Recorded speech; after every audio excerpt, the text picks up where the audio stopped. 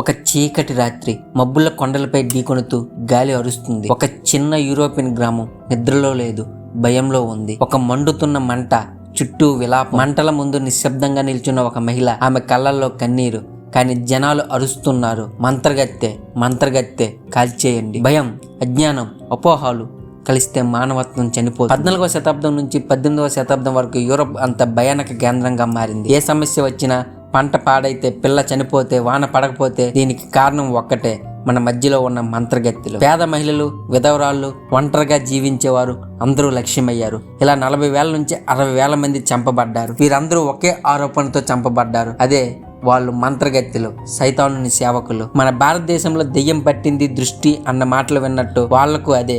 కానీ అక్కడ ఈ అపోహాల వలన ఎంతో మంది బలైపోయారు. ఒకప్పుడు యూరోప్ లో భయం దేవుడయ్యింది, అపోహాలు చట్టమయ్యాయి, మరియు అమాయక మహిళలే శత్రువులయ్యారు. ఈ కథలో భయం ఉంది, కుట్రలు ఉన్నాయి, మత యుద్ధాల నీడ ఉంది, మరియు మానవ అజ్ఞానం ప్రపంచాన్ని ఎలా దహనం చేసిందో ఉంది. యూరోప్ లో అనుకోని సమస్యలు వచ్చినప్పుడు వాళ్ళకు కారణంగా కనబడింది బలహీన మహిళలే. అపోహాలు ఒక వైరస్ లాగా వ్యాపించాయి.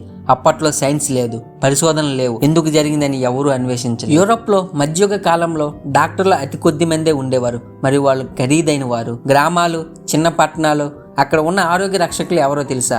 ఔషధ మొక్కలతో చికిత్స చేసే మహిళలే. వాళ్ళను వైజ్ ఉమెన్, హెర్బ్ మదర్స్ అని పిలిచేవారు. వాళ్ళు ఏం చేసేవారు? జ్వరానికి వనమూలికల రసం, కడుపు నొప్పికి అల్లం వేర్ల పోషణ, పుట్టిన పిల్లలకు ఔషధ స్నానం, మహిళల సమస్యలకు ప్రత్యేక పదార్థాలు, గాయాలకు ఔషధ మొక్కల పసరు మందు. ఈ అన్ని చికిత్సలు ప్రకృతి ఆధారమైనవి మరియు సురక్షితమైనవి. మరి వాళ్ళని మంత్రగత్తెలుగా ఎందుకు అనుకున్నారు? వైద్య రంగంపై చర్చిల అసూయ. ఆ కాలంలో చర్చి అతిపెద్ద శక్తి. ప్రజలు ఎవరిని నమ్మాలి? దేవుణ్ణా లేక మొక్కలతో చికిత్స చేసే మహిళలనా? చర్చి ఇలా భావించింది, ప్రజలు వీళ్ళని నమ్మితే మన ప్రభావం తగ్గిపోతుంది, అందుకే వారిని ఇలా ప్రచారం చేసింది. ఔషధ వైద్యురాలు ఈజిప్ట్ సైతానుని యొక్క సేవకురాలు. అలానే సైన్స్ తెలియకపోవడం. మొక్కల వ్యాధులను ఎలా నయం చేస్తాయో అప్పట్లో ఎవరికీ తెలియదు. ఎవరైనా ఒక్క రాత్రిలో జ్వరం తగ్గిపోయిందంటే వాళ్ళు ఇలా అనుకునేవారు, ఇది దెయ్యం యొక్క మాంత్రికం. ఇప్పుడు మనం పసుపు, వేప, తులసిలను ఔషధ మొక్కలు అంటాం, అప్పుడు అవి మంత్ర విద్యా సాధనాలు. అసలు హాస్యాస్పదంగా ఉంది, కానీ అప్పుడు అది నిజమైన భయం. చికిత్స చేసి ప్రాణాలు కాపాడినా కూడా తప్పే. ఒక గ్రామంలో ప్లేగు వచ్చింది, అంతా చనిపోతూ ఉండగా ఒక ఔషధ వైద్యురాలు కొంతమందిని కాపాడింది. ప్రజలు ఈ ప్రశ్న వేశారు, ఇది ఎలా కాపాడగలిగింది?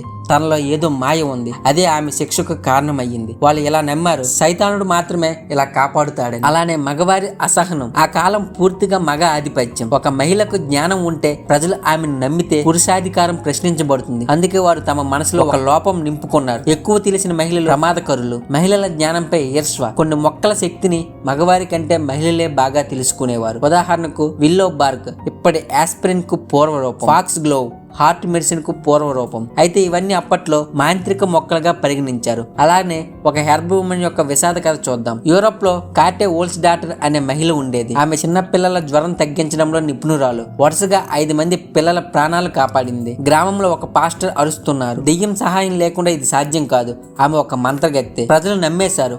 ఆమెను కోర్టులోకి లాగి ఆమె చేతిలో ఉండే ఔషధాల బొట్టను మంత్ర విద్యా సాధనాలుగా చూపించారు. ఆమె చేసిన నేరం ప్రాణాలు కాపాడు. అలానే రాజకీయ కుట్రలు. రాజులు, ప్రభువులు, ప్రాంతాధిపతులు తమ వైఫల్యాలను దాచుకోవడానికి ఒక బలి పశువు కావాలి. అది ఎవరో కాదు, ఒంటరిగా ఉండే మహిళలు, విధవరాళ్ళు, పేదవాళ్ళు. భారతదేశంలో పాత రోజుల్లో శకటాలపై నింద వేయడం విన్నాము. అలానే యూరోప్ లో ఏ సమస్య వచ్చినా ఆమెను పట్టుకోండి, మంత్రగత్తె అయి ఉంటుంది అని అరెస్టు చేసేవారు. కొన్ని చిన్న రాజ్యాలు ఇలా చేస్తే ప్రజల్లో భయభక్తి పెరుగుతుందని నమ్మారు. కొన్ని కోర్టుల్లో మంత్ర విద్య కేసులు వేస్తే భారీ జరిమానాలు వసూలవుతాయి, అంటే ఓపెన్ గా వ్యాపారం. అలానే సైన్స్ తెలియకపోవడం, అలానే సైన్స్ లేకపోవడం. ఒకప్పుడు ఆకస్మికంగా ప్లేగు వచ్చి లక్షల మంది చనిపోయారు. ప్రజలు అప్పుడు ఇలా అనుకున్నారు, మన మీద ఎవరో మాంత్రిక శాపం వేశారు. వాస్తవంగా ప్లేగు కారణం ఎలుకలు తీసుకొచ్చిన బ్యాక్టీరియా, కానీ వాళ్ళకి అది తెలియదు. ఎవరైనా ఔషధ మొక్కలు తెలిసిన మహిళ ఉంటే వాళ్ళు ఇలా అనుకునేవారు, ఇది సైన్స్ కాదు, ఇది మాంత్రిక విద్య, అదే వాళ్ళ పాపం. Bamberg which trials in Germany. ఇది చరిత్రలో అత్యంతమైన మంత్రగత్తెల వేట. ఒక గ్రామంలో వరుసగా 3 సంవత్సరాలు వాన పడలేదు. రాజు ఏం చేశాడు? మనలోని మంత్రగత్తెలను శుభ్రం చేయాలి అని ఆదేశించాడు. అందులో 11 ఏళ్ల పిల్లలను కూడా మంత్రగత్తెలు అన్నారు. పేదలు, రైతులు, విధవరాళ్ళు మొత్తం 1000 మందిని చంపేశారు. పెండిల్ విచెస్ ఇన్ ఇంగ్లాండ్. ఇది సూటిగా ఒక కుట్ర కథ. ఒక చోట 2 కుటుంబాలు శత్రుత్వం పెట్టుకున్నాయి.